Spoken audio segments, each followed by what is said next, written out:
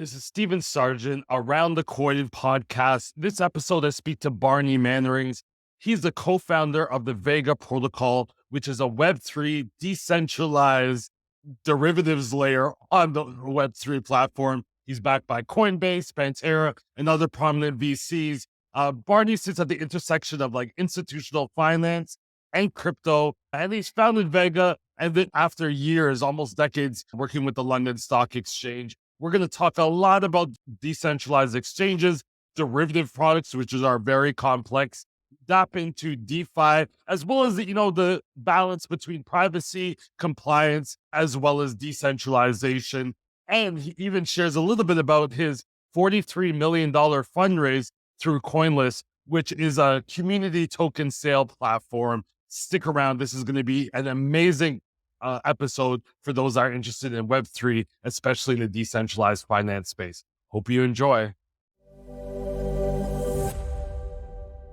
Stephen Sargeant here, host of Around the Coin podcast, for an amazing episode with Barney, the co-founder of Vega Protocol.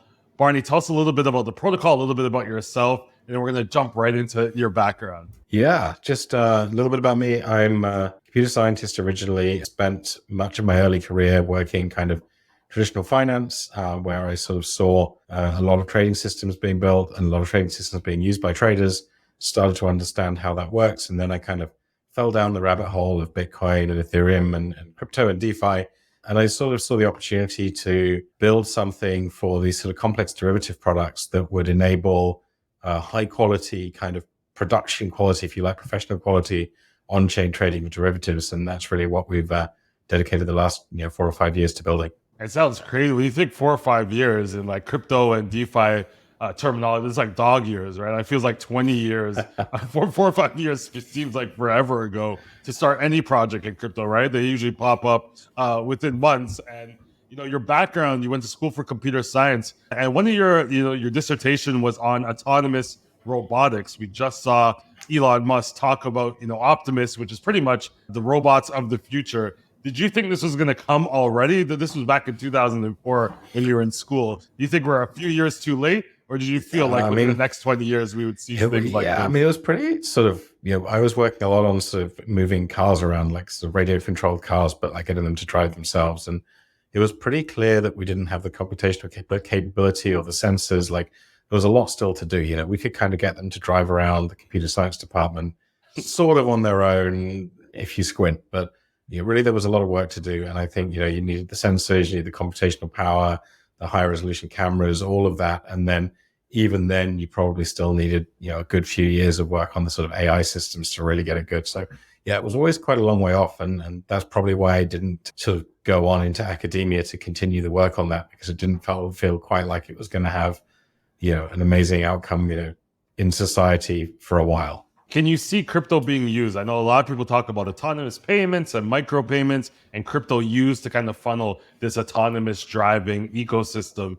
Do you see things like micropayments and using crypto as the future of all these small things, whether you're, renting a vehicle or whether you're renting a scooter in the middle of LA? What are your thoughts on crypto as micropayments? Yeah, I mean, I do see crypto being used. I think the big elephant in the room, well, maybe it's pretty obvious now, is sort of the regulation and institutional acceptance, because most people and most businesses are not going to play with a thing where like their tax accountant is scared of it, their lawyer is scared of it, their local congressman is scared of it. Like, the point where everyone's kind of asking if it's a scam and if it's legal, like it's really hard to see the mass adoption coming. So I think you kind of have to get past that. You have to get to a point where there's a version of crypto that's kind of acceptable and is sort of accepted and is secure as well. The security hacks and everything don't help either. And you kind of got to get to that point for it to really hit mainstream adoption. But look, the internet was invented in like the 60s or 70s and basically didn't exist for most normal people for a huge amount of time. And it was only after a lot of additional innovations and a lot of stuff happened did it suddenly sort of break out and become a mainstream consumer thing, kind of much to the surprise of all the nerds who'd been using it for decades already. Like, they didn't necessarily all recognize that was going to happen. So, and the crypto's kind of in this weird state where everyone sort of says we're early, but on the other hand, we've been around for a decade plus, and it's kind of like, what has to happen next? So yeah, I do see it getting adopted. I think it's got many good use cases. The micropayments is a great one, but there's a bit still to do, and how whether or not we can build an industry in crypto of people who aren't like just in it for the like number go up next bull run, and whether or not we can get past the sort of security and regulatory challenges is still a big question mark. But I'm really hopeful because I think the technology is great. I think the alternative where everything you do is kind of under surveillance and lock and key of governments and corporations is really scary to think about. And so I really hope we can get through all of that and get some adoption. And we've seen that a lot recently, right? Whether it's, centralized fundraising, GoFundMe doesn't allow you to contribute to military efforts to support Ukraine. I'm in Canada. We had the Freedom Convoy where, the government starts tapping on the shoulders of all the crypto exchanges after ignoring them pretty much for a lifetime. Now they want to know whose accounts are being used by which addresses are supporting the Freedom Convoy. I think the internet really went mainstream when you could use it and your mom could be on the phone at the same time. I think that's when mainstream. When you're using the internet and nobody else could be on the phone, that was the real friction point, I think. Well, and actually what happened was kind of like people started using it and realizing they couldn't use the phone anymore. And that's what started the push for like, actually getting the connection sorted. But you're right, like all of those things like donating to certain causes, or you have people who might be like, I know OnlyFans or whatever they're doing, where they're like doing something perfectly legal, but Visa or MasterCard or whoever decide they don't want to deal with that. And so they get shut out of the payment system and they get shut out of the banking system. Same with like, I think, marijuana in like probably Canada and the US, if you start a shop selling those things, which are now legal, like how many banks will bank with you, and you sort of have this ridiculous situation where these companies are not even like enforcing actual laws. They're enforcing their own like moral standards or risk tolerance. And that to me is crazy because like we all need money to live and, be ourselves and express our other freedoms and rights. So like, I don't know, it's pretty scary to me if we can't do that. And so it seems to me really essential that we, get through this stuff with crypto and get the adoption where, money is sort of available to everyone freely and equally. Yeah, it's funny about cannabis in Canada, right? Like 6 years ago, police would be chasing you down in the park if they saw you smoking, a blunt. And now it's an essential service during the pandemic. All the weed shops are now open while the gyms were closed. So it's funny of the dichotomy. We've seen the progression of cannabis in places like Canada. But in 2009, when that first Bitcoin transaction was being conducted, you were working in the electronic markets and trading platform strategy. Was there any talk amongst developers of these platforms of crypto? We feel like the early stages of crypto adoption was for like computer science nerds, as they'd call themselves, that were just mucking about on their computer. Yeah, was there any discussions around that time? Yeah, absolutely. Like a good portion of computer scientists are pretty into like cryptography and privacy, and like partly I think because we're sort of used to being able to make our computer do whatever we want and not have to tell anyone. So like the idea of privacy and cryptography has always been pretty ingrained, but also I think, it's just interesting tech and it's just fascinating. So when, Bitcoin was invented, it was very interesting to the kind of the computer nerd side in us all. And then what effectively happened then was, it went from that to being this asset, which, these sort of computer nerds have been talking about. And suddenly that was worth something and going up in value. And so what you found in finance was like, traders are just always looking for a good trade. Like they don't necessarily care where it is, right? And you see this with things like FTX and lots of what goes on. There's a lot of people in crypto who are kind of like looking for a good trade, looking for a good business in trading. And, so once us nerds started talking about it and explaining this thing, and then the traders started seeing this asset going up, they suddenly wanted to know more and learn about it. A lot of traders are also like gold bugs, or, they hoard gold or silver and, preparing for the collapse of the world or whatever with their bonuses. And so you end up with these traders kind of getting into that mindset, sort of almost the Bitcoin maximalist mindset and being like, oh yeah, I've got to acquire this asset. It's going to go up. This is great. So that sort of was a really early thing, was kind of the nerdy computer scientists and the privacy geeks and the, cypherpunks and the kind of traders and the gold bugs all sort of getting together and talking about this thing. It's probably one of the earliest things I saw. And what's interesting, Vega Protocol, you just said, started about 5 years ago. And even then, we're talking about regulation now. 5 years ago, I think we were in a worse spot when it came to regulation, the Wild West. But you not only decided to go centralized exchange, you kind of announced this decentralized exchange. Can you talk about a little bit about the differences? For the audience members that don't know, what's the difference between a decentralized exchange, or what I refer to as a DEX, and a centralized exchange, like maybe a Coinbase or a Binance? Yeah, sure. So, I think the main thing that we sort of get in crypto early on, all the exchanges were centralized, right? So like, even though crypto is this kind of, utopian democratizing thing where everyone runs a node and everyone has equal access and anyone can access and no one can stop it and it's censorship resistant and all that. Most exchanges, in fact, all the exchanges early on were centralized. They were basically just the same as any exchange that exists today in finance. That means there's a company that runs it, there's a company that can shut it down, that can decide if you can trade, it's going to do KYC and all of that. And, what we sort of thought was, the financial system is mostly just not a pile of dollars doing nothing and being moved between people. Financial system is actually based on financial products like loans and derivatives and stocks and shares, all these other things. And it's based on those products and the contracts and other things that make those products work. And so when I sort of got excited about crypto, Bitcoin and others as a sort of alternative financial system, as a way of decentralizing money and giving people more democratized access and control of finance, what I realized was that if you just democratize the money bit and then you leave everything else centralized, it doesn't help because there's still all these control points and surveillance points. And, we started with things like Ether Delta and then Uniswap, decentralizing the base level of exchanges.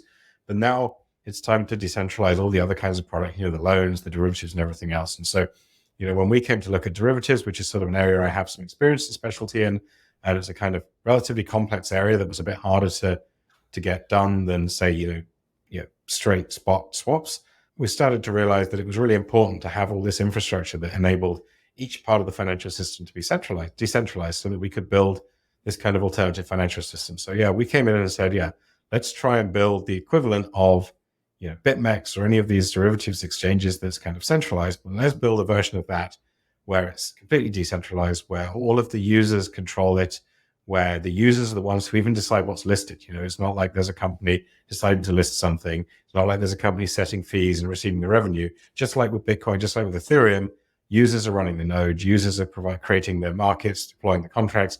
Users are the ones, therefore, also gaining the revenue from the fees. And so, we decided to go all in on that, building that sort of decentralized future for derivatives. That's interesting. But it seems like a very complex market. But, I think many people look at, a DEX is basically a bunch of smart contracts. You don't need a ton of people. You can kind of spin one up pretty easily. What makes Vega a little bit different? Everyone has a competitive edge, even when you get into the centralized spaces, whether it's features like derivatives, whether it's things like safety or, altcoins that other exchanges don't have. What do you think your competitive advantage is for Vega as over the last 5 years? And maybe that's changed over the last 5 years.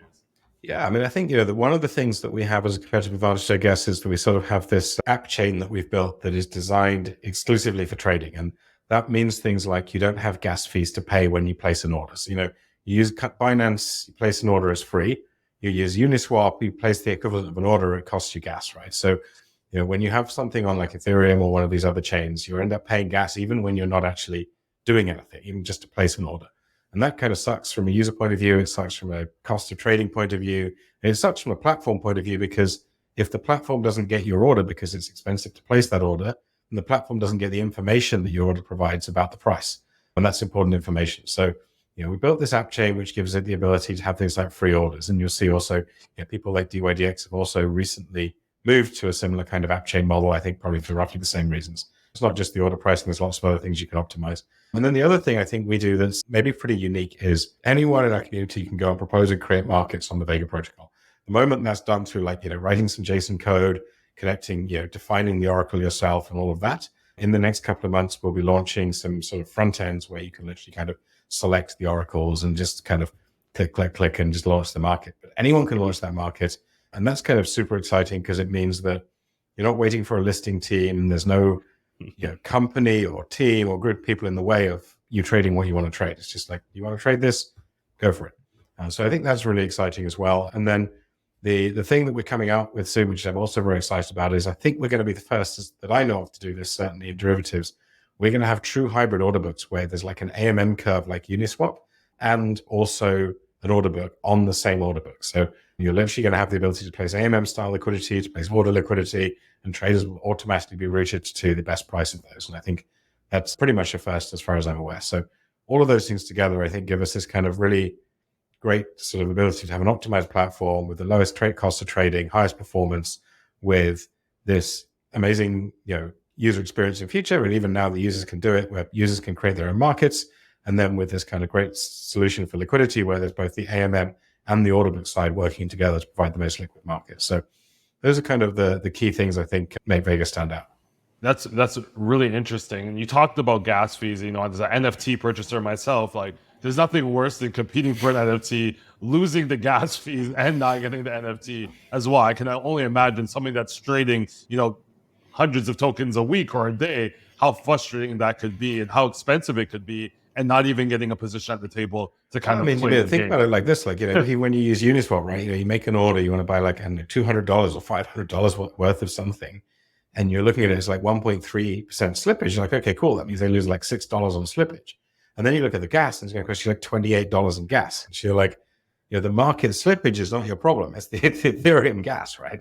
And so that's kind of, to me, that's like not a sustainable way for trading to continue, because like if we're thinking about that future adoption, the world of real trading that happens in New York and London and Chicago and Hong Kong, that's not going to move on chain if those kind of fees continue, right? And in fact, if it moved on chain, those fees would go up probably like 2 orders of magnitude, right? So like, you know, that's just not a viable way to move trading on chain. And so it's really important to solve those problems at the kind of infrastructure layer so that we can actually think about building, you know, useful DEX protocols and useful crypto.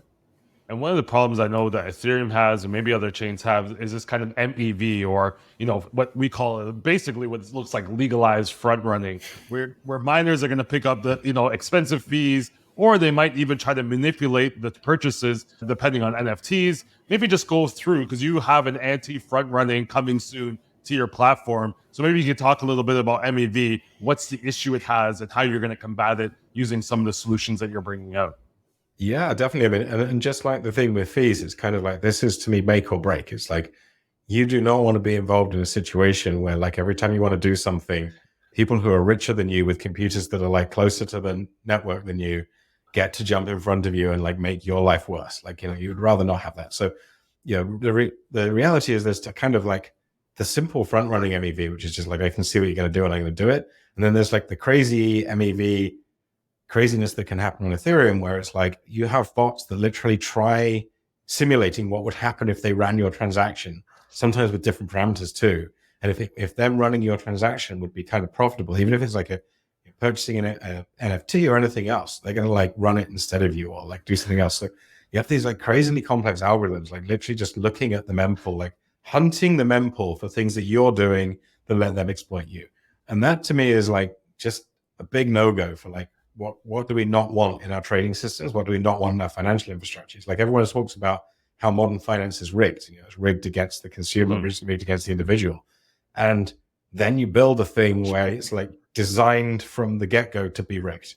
So yeah, we don't want that. So we're doing two things. We have a protocol called Wendy, which is basically a sort of fair ordering protocol. That means that if the validators are honest, then, you know, if they see your order before mine, then they'll get sequenced first in the block. And then we also have the concept of what's kind of commonly known as like a sort of commit and reveal, or like a threshold cryptography version of that. And the idea there is that at the time when you place your order in the block, no one can see what it is. So basically you place an encrypted order and each of the validators actually has, you know, their share of the ability to decrypt it, but only when like 2/3 of those validators say have actually decided to sequence that in the block and already committed to where it's going to be. Is there then enough information in the block to actually decrypt it and see what it says? So by the time anyone could take an action to like screw you, they've already committed. And so they'd have no way to do it. I mean, obviously if they can like denial of service attack the whole thing and just stop everyone from trading until they trade, they can still get an advantage. And that's a different type of attack. But, you know, the key thing we want to do is make sure that like orders are sequenced in blocks in the order that they're actually seen by the network, and the content of your order and the things you're trying to do are not seen until it's too late for anyone to try and screw you with that information.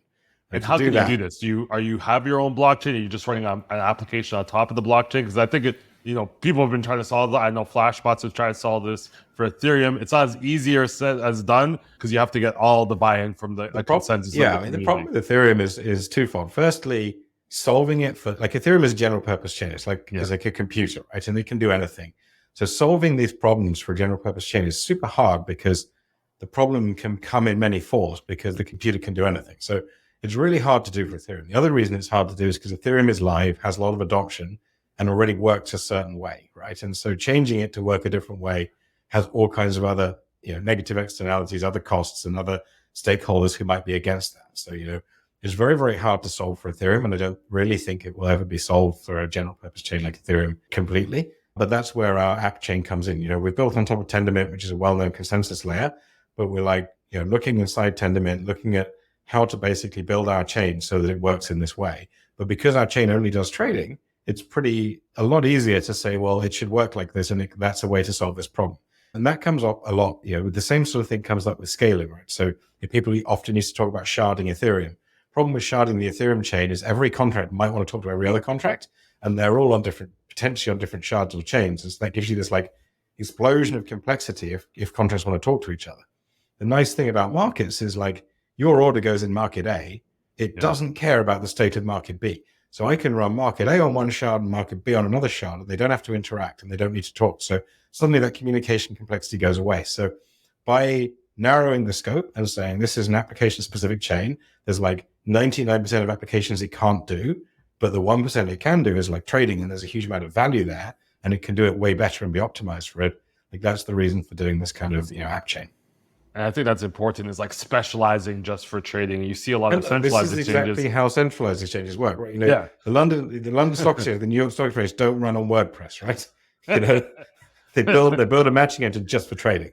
Many applications do run on WordPress or Squarespace or whatever, but trading systems don't, because there's a huge amount of money and value in them, because fairness and getting pricing right and fees right and everything is super important in trading. Performance is important. And so they don't just run on WordPress. They actually build custom solutions. And I think that's going to always be true with trading, because there's so much money in getting it right. Yeah. And they're not doing 100 other things, right? They're really focused on trading, or like really closely related byproducts of trading. They're not doing trading, and then on the site they have recruitment and other things. Exactly. The Ethereum network. Exactly. But that's exactly one thing you did mention was FTX, and we're not going to go down the whole on FTX, but we are going to talk about, there was a push after FTX to DeFi, to DEXs. There was a real push where people were like, I don't really trust exchanges. There was talks about other crypto exchanges and who had what advertisement with what arena, and does that mean that they're not solvent? But one of the things is that the DeFi 2022, they received hacks worth almost $4 billion. Are users concerned that come onto your platform of what happened with these hacks? Are they concerned, is Vega or related platforms able to protect our funds? What's your concern that you're receiving from consumers? They should be concerned, right? Like, the right thing is to be concerned, to be blunt. Like, and that's true with both centralized exchanges and DeFi for different reasons, right? The centralized exchanges, you actually want them to be regulated, right? Because they're like a black box. You can't see inside, right? If someone's like, we're based in the Seychelles and we have no accounts and like no leader, then you have no comeback if it goes wrong, right? No one is looking in to check it's okay. No one is auditing it. So like in that case, you would almost rather be using like Coinbase, which is like, public company in the US, definitely audited, most likely not going to go wrong, right? So I would say in that case, you almost want the regulation because you can't check it. On the other side, you have DeFi, where it's like, well, instead of the regulation, you actually have code and you have transparency. Now, the problem with that is getting code right is hard, finding bugs is hard. And so, early on in the life of these things, people love to move fast and break things, test in prod, DGen, DeFi, throw it out there. And that, how that goes, right? It goes with people losing lots of money to a hack. And that's kind of, in some ways, inevitable. I think what's not good is when people overplay. When you get someone who's got this new platform and they go safer than your bank, it's kind of like, is it? How do we know that, right? And Vega's been live in mainnet with trading for like 6 months, and I'm kind of still like, this is like the alpha. We actually have a thing where the system, when it was deployed, it was kind of set up with a limit. It was like you can only deposit I think it's like 10K maximum USD equivalent to the chain, and if you try and do more, the contract rejects you. Now you can go into the contract manually through like Etherscan or whatever, and you can remove that rejection, so you can deposit as much as you want, but kind of only if you know you can do that. And the whole point was to say, this is like not production ready yet. This is like new. We've done our testing. We've got some auditing. We're not fully there yet. We keep improving it. So every time we put a new improvement out, there's suddenly a new bit of code with less testing. So we're kind of like, be careful. It's new. We want people to try it. We want them to get excited by it. But we also want them to understand it's early. And, to be cautious and put in what they can afford to lose early on. Over time, as we have more and more users, as we have more and more institutions use it, more and more audits, more and more bug bounties, and all of those things happen. Just like with Bitcoin, over time, we'll gain more and more certainty and more comfort. But, 6 months in, I don't think anyone should think, I want to put my life savings in this, or I want to run my business on it. They should think, this is an interesting thing I want to try out, and I want to have a go, and maybe put a little bit of my allocation, if I'm someone like a market maker or a fund, to like integrating and having a go. But like, that should be a small percentage, because you've got to understand these new things have that risk. So we're very much we very much try to be honest about that risk early on and say, look, we'll work together on getting this right over time, but we know that it's going to have things that go wrong, and hopefully they'll go wrong in ways we can manage. We have a withdrawal delay of 24 hours. So if someone manages to start stealing money, we have loads of alerts and monitoring that us and the community do. If we see something happen, we can appeal to the validators and say, hey, we've seen this bad stuff. We think you guys should start a motion to stop the bridge or whatever to try and stop the money being hacked. We can't do that ourselves because it's decentralized, but we can kind of push in that direction if we see something bad happening. So we're doing everything we can, but it's still kind of early, and we know that things will go wrong. Hopefully they'll go wrong in small ways that are recoverable. And it's great to have that kind of community support where, people are able to pick apart a little bit about FTX just based on that transparency. But you can't pick apart Santander Bank or JP Morgan. You have no way of knowing what they really have, what they're doing, how much the flow of funds moving in and out. And I think that's the beauty of kind of decentralization. It's a massive game of although poker. the hackers can see what you're doing, your community can also see what you're doing. Yeah. And they're usually the first ones to be like, hey, something's wrong here. As we saw, last week with Ledger. By the time we air this, it'll be a few weeks now. But people in the community were kind of ringing the bell. And you had these blockchain analytics companies like Blockade that are like, hey, this seems like a malicious transaction. Be careful, connecting your wallet. Yeah, absolutely. I mean, and you saw that with stuff like the financial crisis 2008, 2009, where it was like a big game of poker where suddenly no one trusts anyone because everyone thinks that every other bank is possibly bankrupt and possibly screwed. And actually, that took the government to sort it out because no one had any trust that anyone else had any money left. And with crypto and with decentralized stuff, at least on the blockchain, you can actually check that out. You can see the transparency, see what's going on, and make up your own mind, which is, I think, a good move forward. You talked a little bit about the stock exchange. That's your background, doing trading or matching platforms to the London Stock Exchange. What do DEXs need to do to get maybe institutional adoption? Is there any way that institutions can, get their foot in or, dabble in what you're doing at the DEX without there being that full KYC requirement and the compliance usually necessary for institutional adopters? Yeah, it depends on the institution, but I mean, obviously institutions that want to get in early on this stuff are kind of doing things like creating funds that sit in the appropriate jurisdiction or whatever they need to do that. So some jurisdictions are, some institutions are. I think reality is for real institutional adoption, you've got to get to the point where there are platforms or protocols for those kind of KYC and AML type things and sanctions and whatever else. You're going to end up with DEXs that have a protocol where someone can plug in an order and say, well, here are my compliance requirements. And that doesn't mean the whole DEX will have to KYC everyone. What it means is if, Goldman Sachs puts an order into a DEX, that order is only going to be matched against people who've done KYC. Right? That's it doesn't necessarily mean other I've never people heard of that DEX before. Can't That's very trade with each other. Yeah. But everyone's going to have their own compliance rules. US citizens might say, well, actually, I need to do my taxes, so I need to have these conditions met. And we kind of have a roadmap and a design for, although we haven't started building it yet, for that kind of sort of combined matching engine where effectively everyone gets to state their conditions. I need to obey these rules, I need to obey these conditions. Everyone gets to do that and come with their proof of KYC, if you like.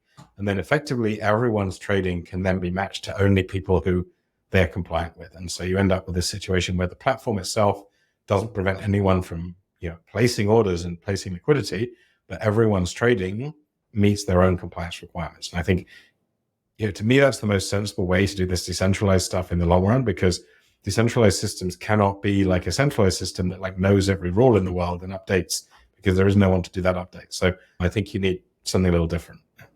I think that's interesting. I felt like the industry has this all or nothing, either fully decentralized or fully centralized, where you're almost playing in that kind of Web 2.5, where decentralized if you need to be, but hey, if you want to dabble in this market, but still maintain, your bank accounts for lack of Well, a I mean, better word. your execution will still be decentralized. Everything will be on chain, but like Yeah. you're basically going to like, sub out to this entity that say, hey, look, these guys have signed and proved that I'm a good guy. I've done my KYC. And so you're going to end up with this situation where the execution is decentralized, but like you actually still apply some rules to it that come from your local jurisdiction, your government, your auditor, whatever it needs to be. But I think, the reality is you can't do anything else because we all live in a world where we're surrounded by rules and laws and regulations, and we all need to be able to meet those rules. If you got in your car and there was no speedo and you couldn't tell how fast you were going, like you couldn't just drive down the road and say, I'm sorry, officer, I don't have a speedo, so I didn't know I was speeding, right? And this is the same sort of thing. Like if there are these laws and you're an institution, you can't just go, well, this DEX doesn't have a way to not to know if I'm breaking the law or not, so I just did it anyway. In the end, you're going to have to obey the laws of the jurisdiction you're in. And so, we need to build tools on top of these DEXs that enable those institutions to obey those rules, even though everyone is going to have different rules they need to obey. And that's the challenge, is building that in a decentralized way that doesn't close off permissionless innovation, doesn't close off the platform to anyone, but also enables people to sort of have that sort of the equivalent of the digital speedo, so that they know that they are obeying the laws of their particular jurisdiction. I'm laughing extra hard because I'm looking at the ticket that I got from like electronic, I guess, speed trap. Like they don't even have to catch you now in person. They just mail it out to you like 3 weeks later, so that my wife can now see that I went 25 over in a 50 road. But let's talk about privacy, because I think that's the question that comes up, and that's probably a lot of, I've heard you talk about it on podcasts and other panels. There's still need for privacy. And, as a compliance professional with my background, it's that balance between privacy and compliance. I know we touched on it, but where do you see the privacy conversation fitting in, especially in places like Europe, right? With GDPR and other privacy regulations that seem to set the tone for the rest of the world. Yeah, I mean, privacy is one of the hardest things because it's extremely easy to build, comparatively easy to build a blockchain that's not at all private, which is what we have now. We kind of have pseudonymity, which is like I can create as many new IDs as I want, and like assuming you don't know who created them, then they're totally like anonymous. But actually, governments, anyone who's got access to chain analysis, whatever, they can all connect those things together and work it all out, and ask Coinbase who paid this money out to this key or whatever. So the reality is that those only give a sort of superficial layer of privacy. It's really hard to get right. Like I've been sort of reading a little bit recently about what people like Penumbra are doing and stuff like that. It seems pretty interesting. I think we need to find some good privacy solutions to enable like trading that's private from each other. Like, just because if trader A and trader B shouldn't know everything about each other. But those solutions, like you say, will probably need, I don't know if you've seen this in Monero and others. You kind of have this like view key where like if you give someone that key, they can't be you, but they can read a transaction. And so you end up with that situation where perhaps you could like have a sort of view key where you can give that information to a regulator or whoever you need to if you want to share with them.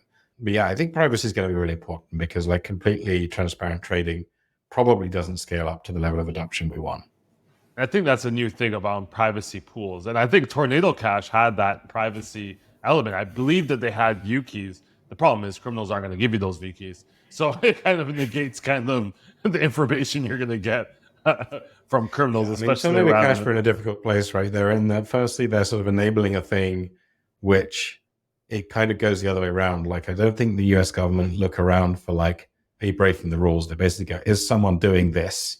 Yeah. Like this money laundering who we really hate, terrorists or whatever. And if they are, we are going to do everything we can to stop that. So there's a very difficult place to be where Tornado Cash are enabling that. But then I think also there's kind of the accusation, I guess, from the government side that like effectively they're kind of accusing them of knowingly building a system where they profit when people use it, and then like practically marketing that system to the bad guys. Now, I don't know if they did that, like it's not for me to say, but like, obviously there's kind of a difference between building a thing, profiting from it, and marketing it to the bad guys. So, I think it's going to get very nuanced in the space of privacy, and like depending on how your system is used and how much of that usage is bad and exactly how bad, it's going to be probably pretty scary to be working on certain types of privacy systems in the next few years, because I don't think, the people who care about this stuff are not going to go away lightly to if they think that this privacy is getting in the way of their goals.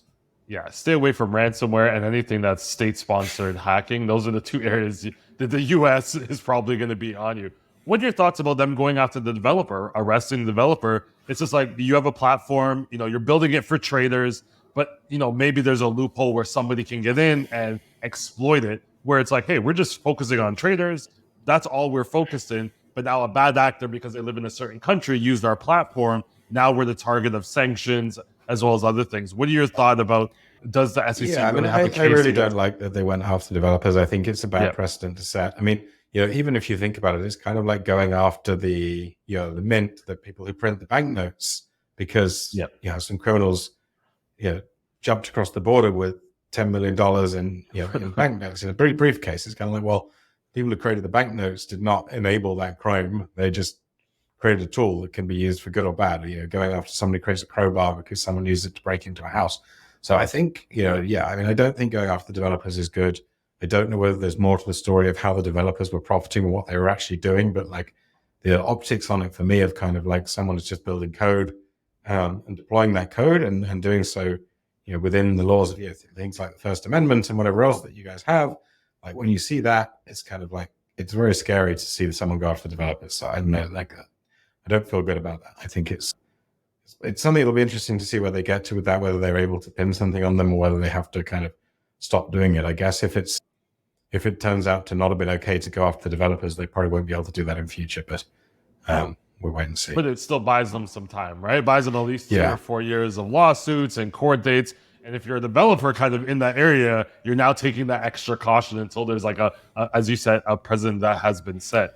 Talk to me a little bit about liquidity, because we talked a little bit about slippage. There's this concept with liquidity providers of impertinent loss, where by the time you facilitate the liquidity, there might be a reduction of the crypto asset values. Can you explain a little bit about what impermanent loss is and what are some of the challenges dealing with the liquidity providers on your platform?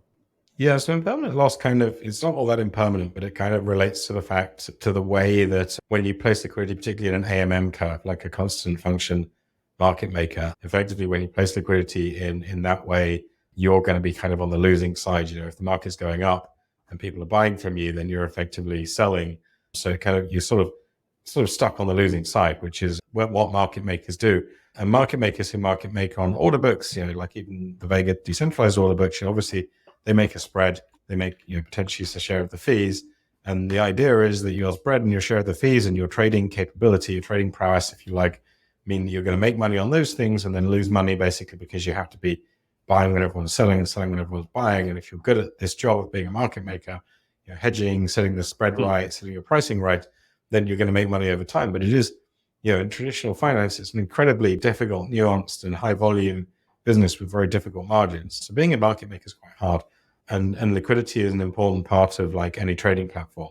So I mean, it's tough to be a market maker. I think the way that AMMs work obviously makes it harder again, because you're kind of expecting someone with less experience to do that. And you really do need to actively manage your liquidity to make money. I think, things like sharing fees with the liquidity providers and things like that can help.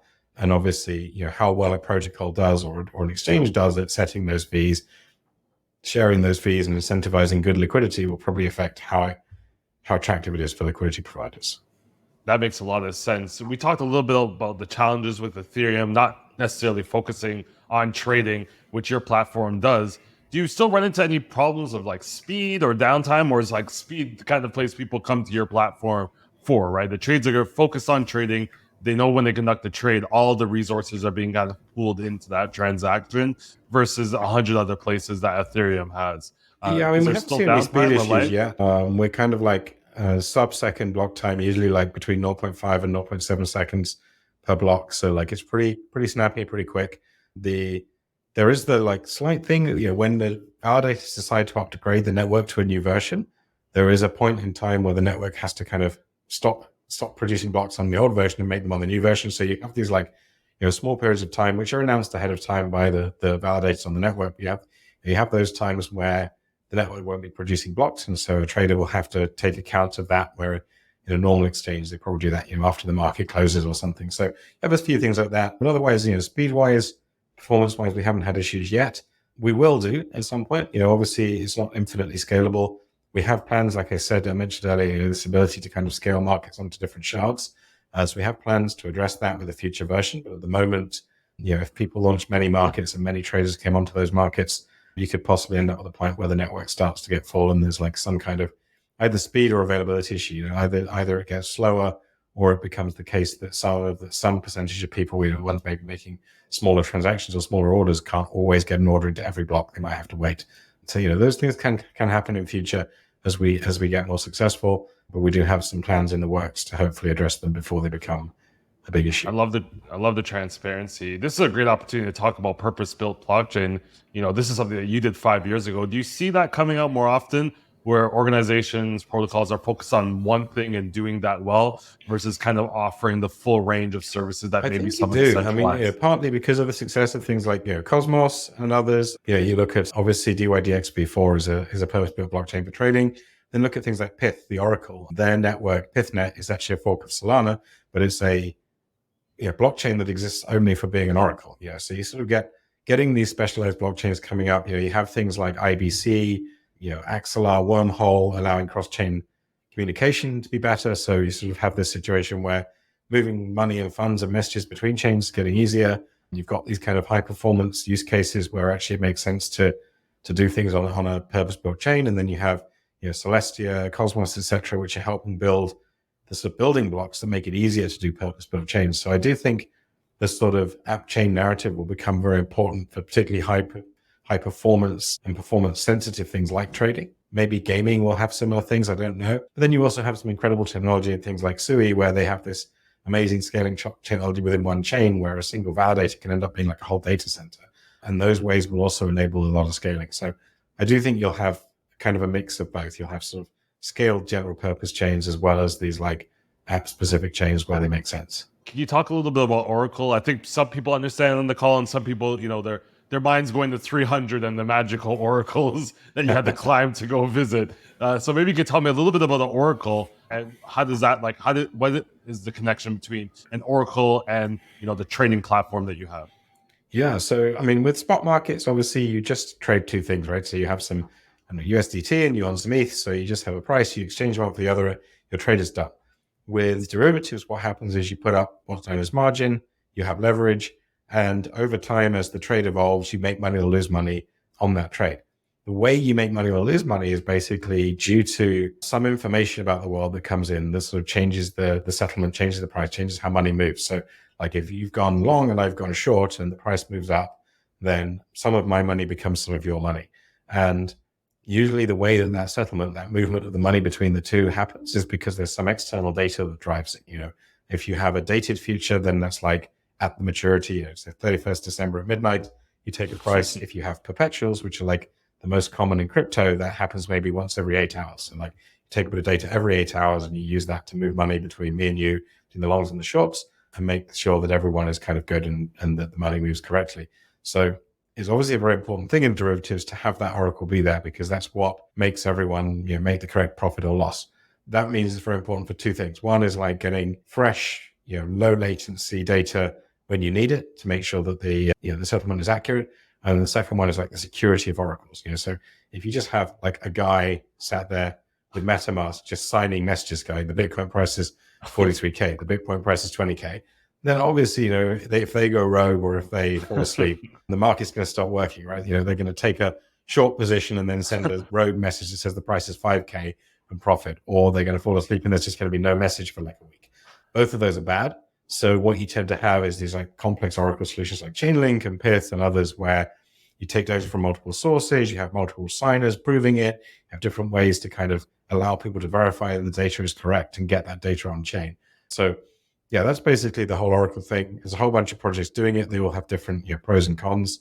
But from our perspective, what's important is enabling connections to the best quality sources so that people who want to come and create markets on Vega can connect up those sources of data in as good a way as possible and create markets that work well. That's awesome. That's what I was going to say. Chainlink is really the only one. I know I'm not big on the technical standpoints of oracles, but is it, like you just said, like somebody whipping up a new application on your blockchain or platform? Do you have like a venue would have? Do you have a preferred list of oracles that you would use, or is it just kind of like they kind of choose the own that they want to represent on that new project? Yeah, it's a bit of both actually. So we at the moment we have we do have a sort of preferred list of known Oracle providers. We'll be building, as I said, some UIs to make it easier to create markets, and those will lean quite heavily on sort of partners and preferred Oracle providers that enable people to kind of go in with a bit of trust. It's like you don't have to kind of work out what a good Oracle is. You can kind of look at this list and go, okay, this is a good one. But underneath that in the platform is always the ability for anyone to connect effectively any Oracle. This platform can read any Oracle on the Ethereum blockchain. It can read any kind of signed message and a bunch of other things. So we keep that openness and enable people to really code up their own, but also work with partners and preferred providers to kind of give people some guidance of like, here's a way to get this done in a way that's going to kind of work. I love it. Lastly, I want to talk about the recent raise you had, $43 million, but you did it in a different way. You did it through CoinList's token sales back in July of 2021. We have a lot of founders and people in payments and crypto that listen to this podcast wondering how they can figure out how to raise $43 million in the market that we're currently in. At this point, it appears that you've already received venture funding, maybe to get the process started. Is there a reason why you decided to kind of go the community token sale route? Was it something that your community was asking you to be a part of, or was this the route you were always planning to go? On the one hand, you sort of want to see the community, the crypto community, the blockchain community able to get into something. You don't really, the whole sort of open source, everything's done out in the open. Everyone can look at the code, everyone can access it. So it's nice if everyone can also get hold of the token, and they're going to need the token if they want to stake it, if they want to create markets and do things. So, providing people with a way to do that, like pre-launch rather than waiting for it to launch and potentially have to pay much more or whatever. So that was one thing. The other side of it is that, people want to invest, they want to put money in, they sort of have that demand to do it. And then the other side of it from why CoinList is like, when you look at how can we sell these things to people, there's all these rules, you got to do KYC, they can't be American because the SEC probably thinks it's security. And so, really, we sort of got to the point where the only real way to do it was to use a platform like CoinList and have that sort of be the intermediary that makes sure the KYC is done and the rules are sort of adhered to. And that 21,000 unique participants really shows maybe the diversity of your community. If it's 100 people investing, you're like, there's a lot of people that could probably have some influence in what's going on. 21,000 people really shows A, how many people really believe in what you're doing, and B is all these different people. Was there any challenges other than using CoinList? Because I know, CoinList doesn't allow people like myself in Canada, North America, pretty much with the United States. Did you feel like there was a chance you were going to be missing out on a market that could have been a key contributor or key contributor to raising those funds? Yeah, I mean, I think there's two things there. One is obviously it would be really nice if you could just have anyone in the community who wants to participate from anywhere in the world. Having to exclude some places sucks and is not what we would have liked, but there's just no way around it to stay compliant. And then the other thing is platforms like CoinList are interesting beasts because they both enable your community to get in, but they have huge communities of their own. Yeah. So, what ends up happening is some percentage of the people who buy the token are in your community and they come in and join your Discord, and they're already in your Discord quite likely, and they really want you to be successful and they're really helpful. Then some other percentage don't know that much about what you're doing and have come in via the CoinList or whatever platform you use. This is not to diss CoinList or anything.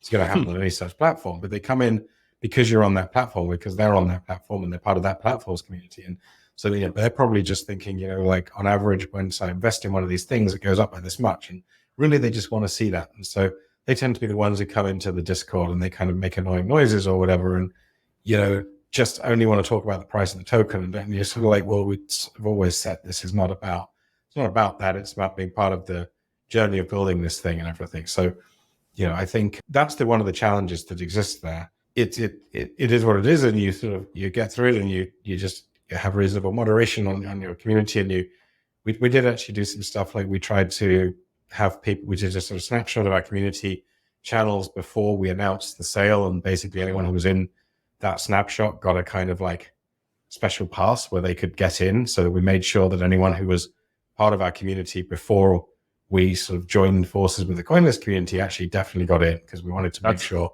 awesome. They weren't pushed out. So we did that, and we did that sort of whitelist process, even though it was a hell of a lot of effort, but it was very, very important to us to enable that community to kind of come in and state their claim before it was announced, sort of, and get what was fair. So we did a few things like that, but ultimately, you do that, and then you do the sale, and then hopefully some of those people who initially are just really there for the coinless community, hopefully they then learn about the project and learn about the team, join the channels, and also decide to become supporters and advocates for the project as well. Do you feel less stress doing it that way versus VC funding, where those few annoying people in Discord are kind of like in VC funding, they're like the people that gave you the money, all of the money, and they're kind of like, well, we want to see returns now. Do you feel like you can build with a little bit more confidence because the people want to see you building in the community versus like VCs where like, hey, we need a quick turnaround or we need to get this money by this quarter? To be honest, we've been very lucky with VCs. I mean, the VCs we have been incredibly supportive and helpful. So I wouldn't say less stress. I mean, I think it's really important to have a community of users and a community of token holders and stuff with an open protocol like this. So I think it's valuable to us to have done that, and it gives us options to do things where we kind of Vega is very reliant on the community for governance of the network and for making stuff happen and building on the network. So the worry if you only have VCs is they're kind of too busy to do anything substantial. They might vote on the odd governance proposal, but they're maybe not going to get so stuck in. Whereas once you've got a community of token holders, you find people who get really into it and you start writing code or start getting involved in governance. So I think you get that benefit. But on the other hand, the VCs have been incredibly helpful in terms of connections and in terms of like feedback and everything. So I would say it's really, really actually valuable to have both. I think with VCs, the key thing is probably being a little bit picky and not just taking money from anyone and trying to avoid the situation where you do have a adversarial relationship with VCs or a relationship where they are too controlling or something. So, but I think we've avoided that, and we have great VC partners as well as token backers. Awesome. What is the future of Vega? I know you guys are unrolling tons of new suites of products, tools, and applications. What's one thing that you're really excited to hit, store shelves in 2024?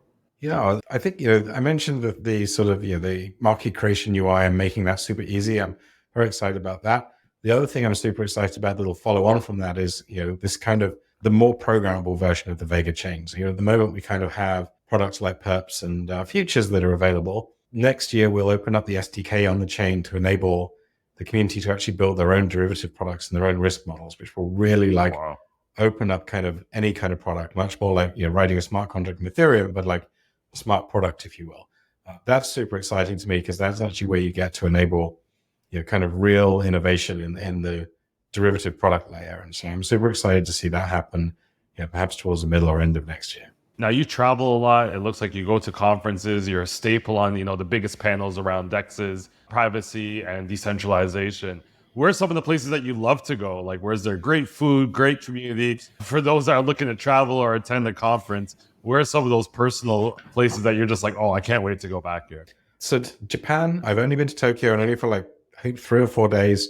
It was super busy and it was an amazing place. I loved it. And I would love to go back and maybe visit some other cities or the countryside, but just spend more time in Japan. I didn't spend enough time there. And believe it or not, I've actually never been to South America, which is absolutely on the bucket list. And I would love to spend a huge bunch of time there, both professionally and just personally, just to see it. It looks like an amazing place. So both of those two. But I actually love to travel. And, since starting the project, has really been primarily going to cities where there are events and investors and people. And I think, the one thing that I'm missing from travel is actually that kind of like hiking through the middle of nowhere, because turns out there aren't that many crypto conferences in the middle of nowhere. So that's the one where I'm looking for the next time I'll get to do that. But certainly Japan and South America are two that are high up the list.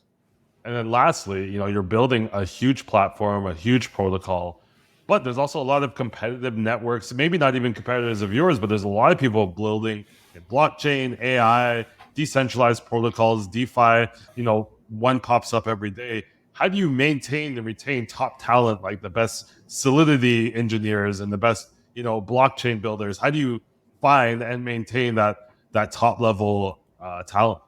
I mean, you try and make it a really rewarding place to work, I think, and then can be like the personal relationships, the way the teams work, the ways of working, kind of, respecting and giving people freedom and listening to them. And then obviously, trying to create an environment where people have fun challenges to work on that really engage them. That can be hard. Like, when you've just got features you need, not all of those features are fun to build. And, sometimes things are, high stress environment like any startup, but we really try and keep it a place where on average people are having, good challenging work with good people and a great environment. But, I think Yeah, it is difficult always to retain and to attract the best talent because developers and researchers in these areas are super in demand. So we just try and be a good place to work. And if it's not right, the other thing is it doesn't have to be. Like you want to keep the people who want to stay, but if someone doesn't really want to stay and it's not right for them, like trying super hard to keep them and just keep giving them more money and keep like pandering to their needs when actually they're just not very happy is actually the wrong way to go about it. Better to just say, actually, if it's not right for someone, like let them go. Do you find a lot of people that you've hired into your core team from the community? They've been busy working on projects, moderating maybe some of your channels. And you're like, hey, this person's working just as hard as the people we're paying. We need more people like this. I've heard stories of people hiring from their community. How about yourself? There have been one or two. Yeah, there have been one or two. We've kind of got a sort of community network of sort of projects here in London and people that we know who are kind of in the blockchain space. We've hired extremely successfully out of those networks and communities who've kind of been adjacent to our project and kind of following along. And then from within our kind of newer, more like token holder community, we've hired a few. There've been a couple of those as well. I think the bigger we get and the more successful and the more people sort of take notice and start using Vega, I expect to kind of see more of that, I think. I love it. Barney, this has been great. Where can people find you? Where do you want to drive them to? What part of your website? What's a place where people can explore more about you as an amazing professional and speaker, and Vega as a new up-and-coming decentralized? So our main website is vega.xyz. You can get to lots of information about the protocol from there, and you can get to the Vega console, to the front end for the DEX from there, and take a look and download the wallet extension for the browser and have a go and see if it's something that's interesting to you. And then linked from there, there's the Vega Twitter, and my personal Twitter is at Barnaby, BARNABEE. Feel free to follow me if you like that sort of thing. Love it. Thank you so much for this conversation. We can't wait to have you back and hear about your progress maybe at the end of 2024. We can do what worked, what didn't work, and what you want to continue doing going throughout the year. Awesome. Yeah, I'd love to come back on and talk about some of the next innovations as they come out next year. I love it. Thank you so much, brother. Thanks, Stephen.